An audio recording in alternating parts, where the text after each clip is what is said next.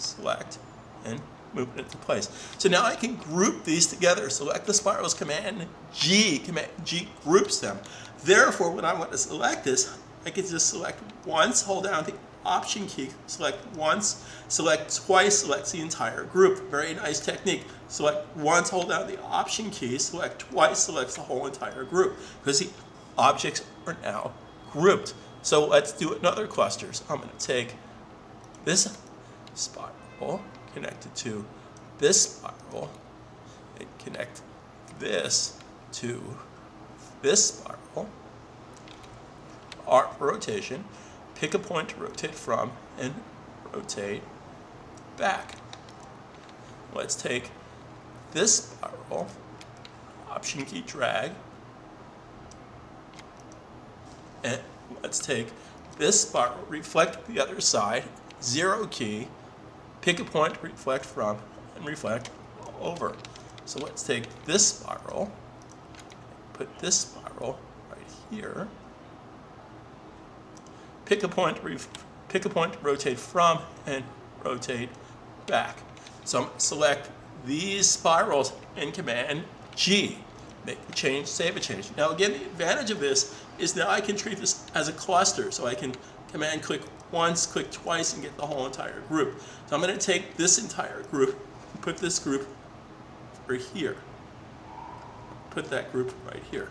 Then I'm going to take a spiral from here, and this actually, let's take this spiral from here, tag that to here, rotation tool, pick a point, rotate from, pick a point, rotate down, Command, Option click, entire spiral.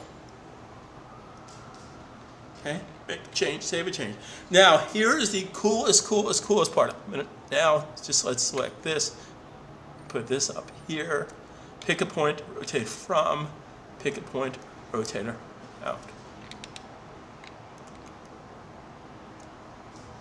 Okay, now let's say that I want to just hide these selected spirals. So the spirals that I'm not using, I don't want to put it into a layer right now. I simply want to hide them. Command 3 will hide, Command Option 3 will unhide. Command 3 will hide. Control 3 on Windows. Command Option 3 will unhide. Command 3 will hide.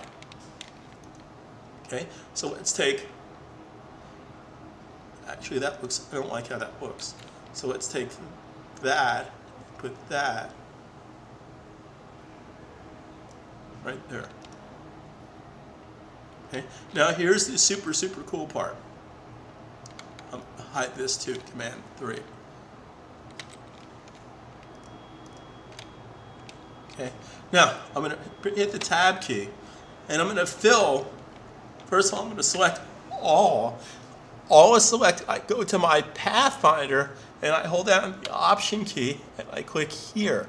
Now what that did, that united them, but here's the secret. Here's the trick to unite it, which means change the color. It changed the color for everything. But yet, they're still separate but equal. They're still separate. Now here's the super cool part. Because they're separate, Command Y preview, notice they're still separate, but they're united together because I held down the Option key when I selected the Pathfinder Unite. It actually tells you what to do right here. So technically they're separate. So how does this help me? Well, here's a super power user technique that will basically be used again and again and again and again. Very few people, unless you're my student, know this next technique. So I select this, so I'm going to fill this with a gradient. So here's my gradient. Okay, so I'm going to fill this with red, going to orange. Okay, now I can go to my direct gradient tool. Now I don't want to see the anchor point, so I hold down Command H, hides the edges. Command H shows the edges. Command H hides the edges. I'm go to my G for gradient tool, and I can change the direction of my gradient. Now you might say, well, yeah, okay, I get that, but so what? Who cares? Pretty cool, but that's nice. Well, here's the pièce de résistance. Because it's united, and as long as I use the same object, clone copy this, watch, it now retains its gradient. Is that cool or what?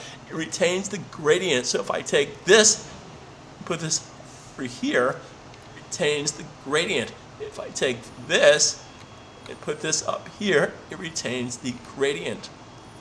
Super cool, super cool. I guarantee you've not seen this technique before. I take this, I option drag, retains the gradient. Very, very cool stuff. Now, if you create the spiral from scratch, it's not going to work. You have to take it from an existing spiral. So if I take the spiral and put it here. So now if I go back to my gradient tool, now it retains the gradient. How cool is that? If you go in little short spurts, there's my gradient. There's my gradient. There's my gradient. There's my gradient. So whenever time I add a spiral, the spiral now becomes part of the gradient. So if I take this and I put this here, this is now part of course, it's not behaving there. It's now part of the gradient. So let's change this color. Let's put another color in here.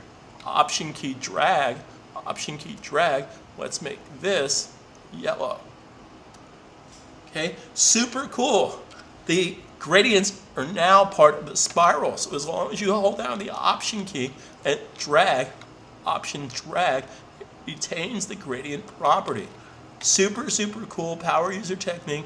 Things you will not see on other sites. Things other trainers don't know. I've been using this program for 23 years. If there's a way to do something, I know the best, time-effective, simple way to do something.